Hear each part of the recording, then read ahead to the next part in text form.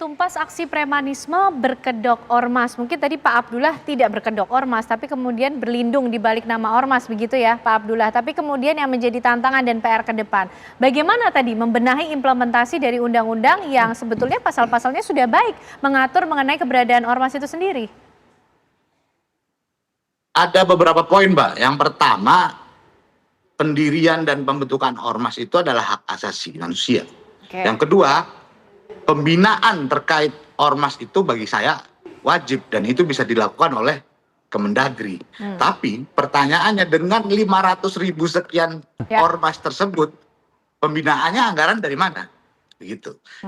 Ketiga, ketika pendirian ormas itu diajukan, sebenarnya mereka harus menyampaikan anggaran organisasi tersebut berasal dari sumber mana dan mana. Oleh karena itu, sehingga bisa dipertanggungjawabkan tindakannya, terukur begitu Pak? Bisa dipertanggungjawabkan ketika ormas tersebut berjalan, dananya asalnya dari mana, dan goals pendirian ormas itu jelas. Dan ketiga, melibatkan semua pihak, Mbak. Tidak hanya pemerintah, kepolisian, penegak hukum, semuanya harus berkolaborasi. Satu, tokoh adat, pemuka agama, dan lain-lain harus turun berkomitmen memberantas premanisme yang berlindung di balik nama ormas. Oke, itu yang perlu dilakukan. Lalu pengawasannya seperti apa? Siapa yang harus melakukan pengawasan ini, Pak, pada implementasi undang-undang itu? Kalau dari kita, Kemendagri yang harusnya melakukan pengawasan. Kalau Komisi 3, saya di Komisi 3 tidak bisa melakukan pengawasan terkait pendirian ormas. Ketika ada pelanggaran hukum, kita kawal tuntas agar pelaku pelanggaran hukum tersebut bisa dipertanggungjawabkan. Oke, baik. Pak Anton, pembinaan semacam apa yang efektif kemudian untuk mengembalikan peran dan fungsi ormas sesuai dengan undang-undang yang telah mengaturnya? Termasuk perlukah dilakukan audit terhadap ormas-ormas ini yang jumlahnya begitu banyak di Indonesia, Pak Anton? Saya kira pembinaan itu bisa tumpang sari ya, karena fungsi pembinaan itu ada di Pemda, di Kesbang, ada di Polri juga, ada di Binmas. Ada di TNI juga, ada di Binter teritorial. Jadi ini bisa dibagi-bagi dan memang dari sini perlu ada revitalisasi. Dan kalau untuk audit ormas, memang di sini apabila ada ormas-ormas yang overlapping atau overacting gitu kan, ini juga perlu sebuah tindakan yang tegas. Jangan sampai nanti ada kesan bahwa negeri NKRI ini adalah negeri yang barbar gitu kan. Jadi perlu bagaimana baik secara administratif maupun secara hukum. Kalau administratif kan Pemda yang melakukannya dari Kesbang, sudah dibekukan saja misalkan kalau memang yang overlapping. Namun ini pun juga harus di backup dengan peraturan daerah gitu, bahwa apabila ada ormas yang begini akan begini. Jadi jangan tanpa dasar dan tanpa landasan.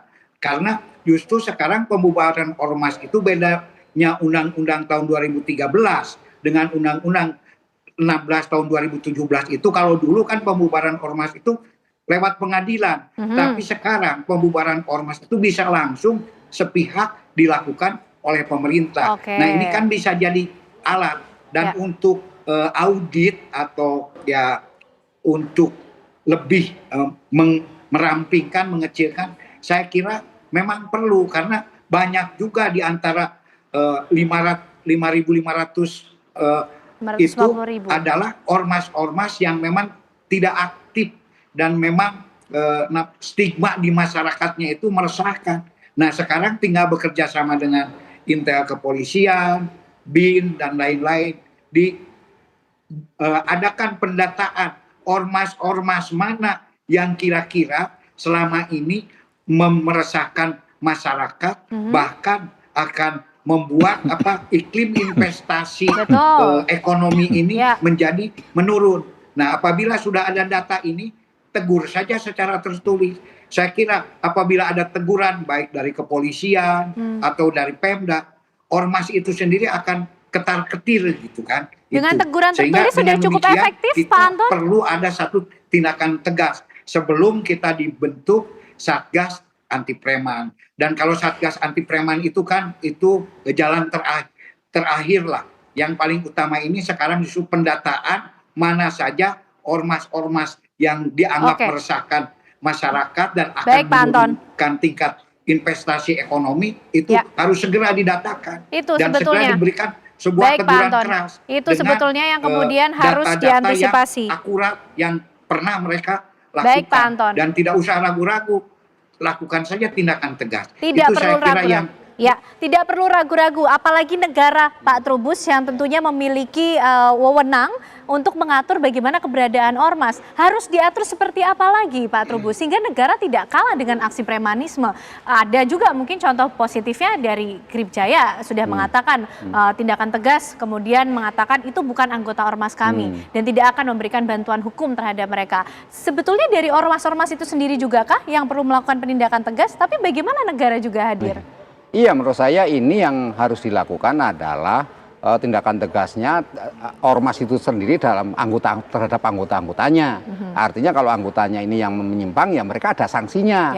Artinya ada sanksi internal yang dibuat di dalam ormas itu. Itu yang justru lebih efektif? Lebih efektif, karena mereka kan lebih bagaimanapun juga seorang anggota kan patuh kepada ini kan kalau patron klien teorinya kan seperti itu. Nah, sekarang kalau negara, apa fungsi negara? Negara itu kalau misalnya ada persoalan yang terkait dengan finansial atau apa, negara memberi semacam support ke situ. Artinya memberikan pendampingan, advokasi sampai ke mereka yang punya potensi-potensi misalnya talenta-talenta bagus, ya mereka dipekerjakan, dicarikan pekerjaan. Jadi penciptaan lapangan pekerjaan juga akhir ujung-ujungnya, Mbak.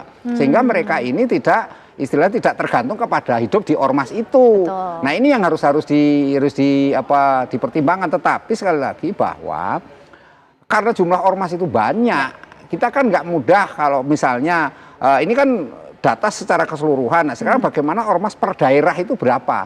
Dan biasanya misalnya kayak Kerawang, daerah industri, Mbak, ormas itu tumbuhnya cepat sekali gitu. Dan karena ini begitu mudahnya orang mendirikan ormas. Itu yang menyebabkan harusnya ini diperketat semuanya. Itu juga harus dievaluasi artinya persyaratan pendirian ormas. Persyaratan pendirian ormas sekaligus bagaimana kemudian kelayakannya.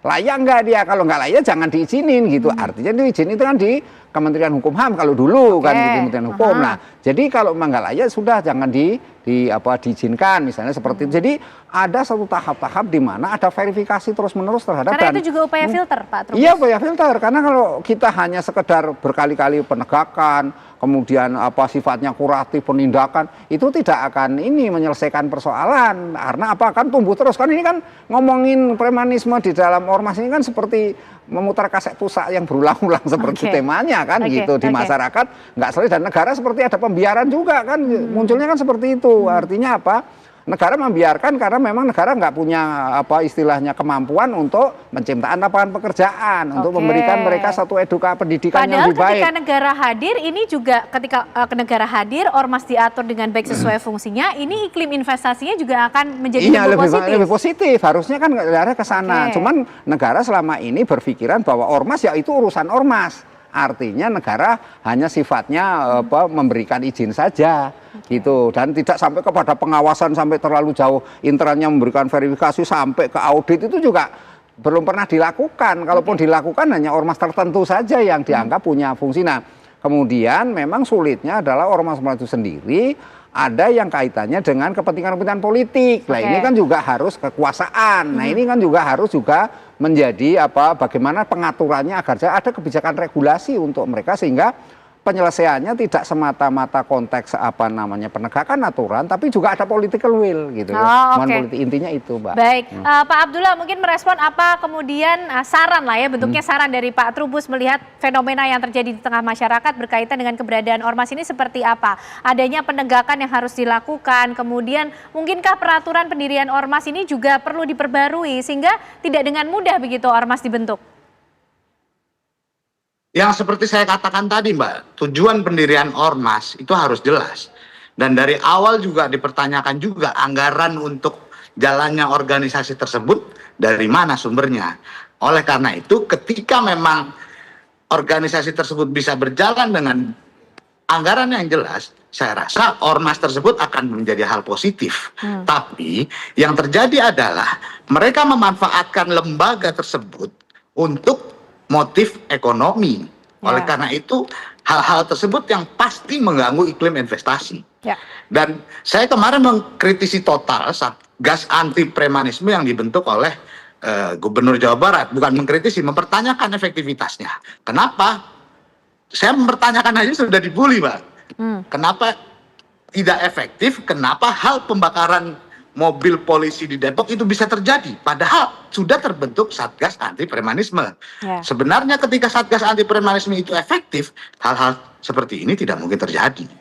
Oke, baik Pak Abdullah terima kasih, Pak Anton Carlian terima kasih, Pak Trubus juga terima kasih malam hari ini sudah membahas bagaimana kemudian evaluasi yang perlu dilakukan terhadap kehadiran ormas-ormas ini di tengah masyarakat sehingga tidak lagi menjadi ancaman tapi justru bisa menjadi mitra masyarakat sesuai dengan fungsinya, melakukan fungsi pemberdayaan masyarakat. Terima kasih semuanya, sehat selalu Bapak-bapak semua.